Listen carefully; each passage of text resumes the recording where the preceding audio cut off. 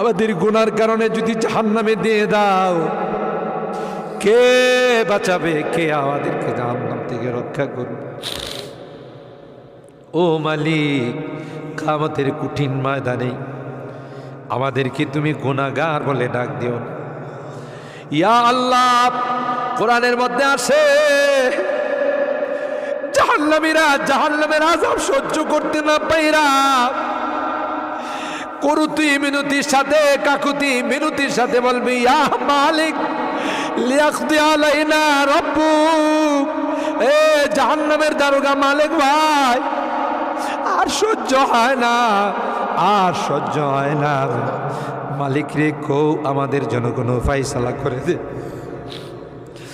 1000 বছর পর জবাব আসবে, ইন্নাকুম মাকিসুন, এই জাহান্নামে তোদেরকে থাকতে হবে, কোনো ডাকের সাড়া দেওয়া হবে।